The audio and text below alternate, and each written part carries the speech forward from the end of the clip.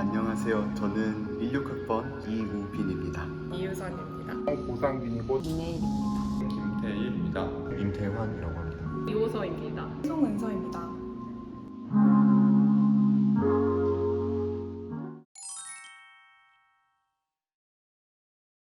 18년도 초일 거예요. 제가 군대를 가서 1년쯤 지났을 때인데 그때 살짝 무릎이 아팠던 적이 있습니다. 그때 효과가 있는 약이 있고 없는 약이 있었는데 그거에 대해 살짝 알아보다가 약에 관심이 조금 생기게 되었고, 그리고 그 군대라는 시간이 너무 아깝게 느껴져서 뭐라도 해볼까 하는 마음에 약대 준비해볼까 라는 생각이 들어서 자연스럽게 하게 되었습니다. 군대 진학을 본격적으로 결심한 건 사실 대학교 2학년 때부터예요. 그래서 원래는 막연하게 약이라는 물질이 너무 궁금했고 탐구해보고 싶다라는 생각만 했어요. 근데 대학교 전공 수업에서 약동학이라는 개념을 처음 접했을 때 조금 생각이 달라졌어요. 저는 이 개념이 너무 재미있고 신선했어요. 약이 우리 몸에다가만 영향을 주는 줄 알았는데 반대로 우리 몸도 약에 영향을 주는구나 라는 사실이 되게 신기했고, 이걸 수학적으로 해석할 수 있다는 점도 정말 매력적이었습니다. 이 모든 것을 배울 수 있는 곳이 약학대학이기 때문에 본격적으로 진학을 희망하게 되었습니다. 고등학생 때 2015년에 메르스라고 하는 코로나랑 비슷하게 감염병이 터졌었고, 그래서 그쪽 관련해서도 경각심을 느낀 게 있었고, 사실 약학이라고 하는 것이 사람들이 많이 필요로 하고 또 없어서는 안 될 분야이기 때문에 제가 고등학교 진로 고민을 하던 시기에 내가 이쪽으로 관심이 있고 또 이게 필요한 분야인데 이쪽을 공부를 해보는 것도 괜찮겠다라는 생각에 관심이 생겼던 것 같습니다. 저는 지금 사회약학 쪽에 관심이 있어가지고 심평원이나 건강보험공단 쪽 생각하고 있고, 그 외에 약품 분석학이나 약제학, 생물약제학 쪽도 재밌게 들었습니다. 제 관심 분야는 약물 유전체학 분야입니다. 사람마다 유전적으로 조금씩 다르기 때문에 약물 대사에 활용되는 효소나 수용체들이 모두 조금씩 다릅니다. 따라서 사람마다 약효가 다르게 나타나는데 그것에 흥미를 느껴서 그쪽 분야에도 공부를 하고 사람들의 개별 맞춤형 의약품을 한번 연구해보고 싶습니다.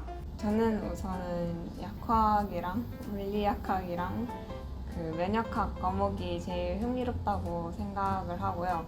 근데 관심 분야는 제가 아직 막 엄청 많이 안다고 생각은 안 해서 특정 과목에 관심이 있다기보다는 여러 분야에 대한 최신 연구 성과나 뉴스에 대해서 알아보는 게 제 관심사인 것 같습니다. 저는 아무래도 앞서 말씀드린 관심 분야 쪽으로 대학원을 진학한 다음에 이와 관련돼서 약물 개발을 하는 국내외 제약회사 쪽에 취직을 하지 않을까 이런 생각을 하고 있습니다.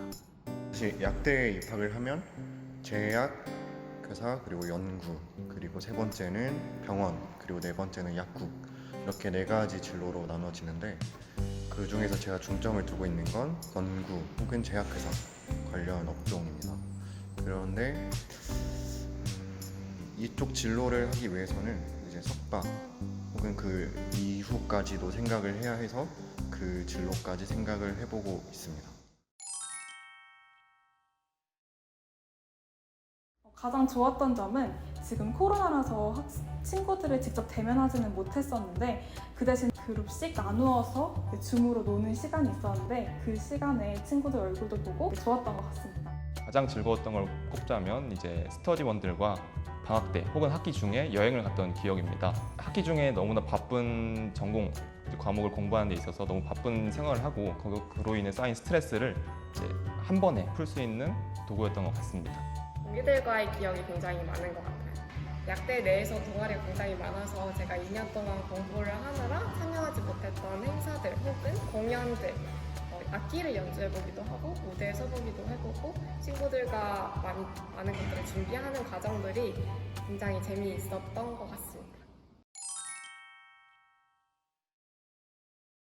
읽을 게 너무 많은 게 제일 힘들었고요. 그래서 수면 시간이 좀 줄어들었다는 점이 힘들었습니다. 특히 제가 밤을 전혀 못 새는 타입이라서 예전에 병리학 중간고사 때 한번 그래도 밤을 새볼까 하고 3시간만 잡았는데 그 다음날 일어나서 뭐 낮에 시험이었는데 아침 내내 거의 막 배가 아프고 위가 뒤집어져가지고 저는 참 외울 게 너무 많은 게 너무 힘듭니다.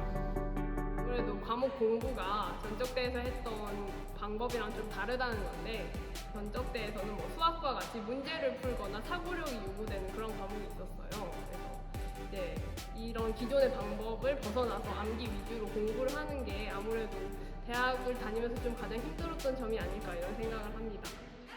아무래도 또 상대평가에서 또 등수가 좀 안 나온다는 것을 좀 감안을 해야 될 것 같아요. 제가 또 첫 시험을 보고 나서 이게 서울대 약대구나라는 것을 또 체념하게 됐는데 또 무사히 졸업을 하자 그런 생각으로 한 학기 한 학기 지내고 있습니다. 저는 4년 동안 약학이라는 학문을 배우면서 진짜 많이 배우고 정말 많이 성장했습니다. 여기는 창조적인 약사, 약학인재를 양성하는 곳이에요. 그래서 약 하나에 대해서만은 정말 폭넓은 시야를 갖도록 도와줍니다. 그래서 제가 말씀드렸던 것처럼 저처럼 약이라는 물질이 너무 궁금하고 너무 배워보고 싶다면은 고민하지 않고 진학에 도전해보세요. 여러분이 이 약학에 대한 호기심과 열망을 잃지 않고 꼭 약학대학으로 진학해서 될 수 있으면 좋겠습니다. 지금 약대에 진학을 희망하시는 분들은 피트를 통해서 진학을 희망하시는 분들도 있을 거고, 그리고 대입을 통해서 들어오시는 분들도 있을 텐데, 제가 준비를 할 때 가장 도움이 됐던 말은 아무 생각 없을 때가 가장 집중이 많이 된다였거든요. 그래서 여러분들도 최선을 다하되 너무 생각 많이 하고 고민 많이 하지 않으시면서 최선의 결과를 가져오시길 바라겠습니다. 아마 내후년부터는 6년제로 바뀌어서 이 말씀을 드릴 분들이 고등학생 분들일 수도 있는데 흔히 약대라고 하면 약사를 직업으로 많이 생각을 하시는 것 같아요. 아무래도 자격증이 나온다라고 하는 것도 큰 메리트이기도 하니까. 그런데 저희 약대생들의 고민은 진로가 너무 다양해서 어떤 진로를 선택해야 될지 모를 정도로 저희가 할 수 있는 선택지가 굉장히 많습니다. 몇 가지 소개를 드리자면 병원 약사를 하실 수도 있고 지역 약사를 하실 수도 있어요. 그러고 이제 제약 회사에서 근무를 하실 수도 있고 공직에서 식약처를 가시는 분들 혹은 변리사를 하시는 분들도 있고 공부를 조금 더 오래 해서 교수가 되시는 분들도 있고 굉장히 직업적으로도 다양한 과입니다. 내가 이쪽에 조금 더 관심이 있는 것 같다라고 하면 저는 굉장히 이점이 많은 과라고 생각합니다. 그래서 약학대학뿐만이 아니라 이제 꿈을 위해서 많은 노력들을 하고 계신 분들의 꿈을 응원하겠습니다.